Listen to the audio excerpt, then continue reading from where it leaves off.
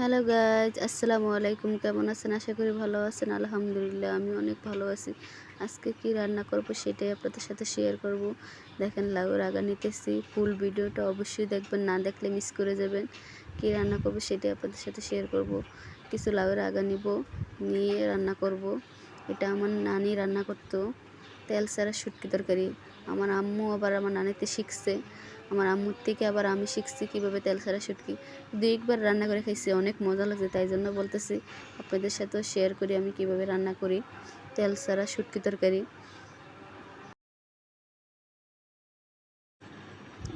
কিছু লাউয়ের আগা আনলাম, এখন আলু লইছি 2-3টা। এখন রান্না করব। কুটতে নেই আগে। দেখেন, আমার সোনা পাখিটাও আমার পাশে বসে ঘুরতেছে, আম্মুরে সাহায্য করতেছে।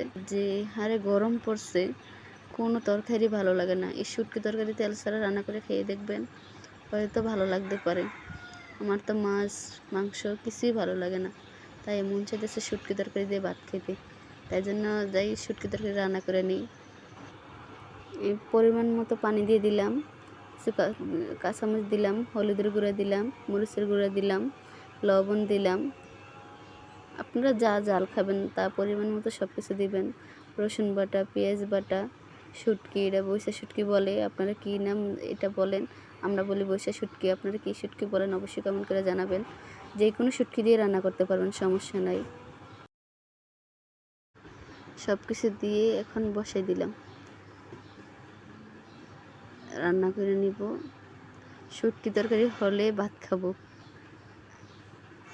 কোনো তরকারি ভালো লাগে না, বিশ্বাস করেন। যেই হারে গরম পড়তেছে, কোনো তরকারি ভালো লাগে না এতে। তরকারি হয়ে গেছে, এখন কিছু ধনেপাতা দিব।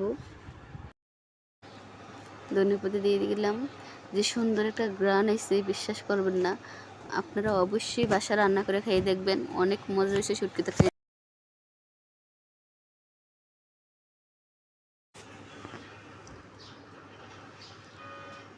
ট্রাই করতে তো সমস্যা নেই, তেল দিয়ে খাইলে যে মজা লাগে এমন তো না, তেল ছাড়া খাইলেও অনেক মজা লাগে তরকারি।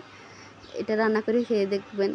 আমার নানিরা দেখতাম তেল ছাড়া শাক রান্না করতো, শুটকি রান্না করতো, অনেক কিছু রান্না করতো। হয়তো আমরা তেল ছাড়া খাইতে পারি না। এখন ভাত নিলাম, তরকারি নিলাম, এখন খাবো।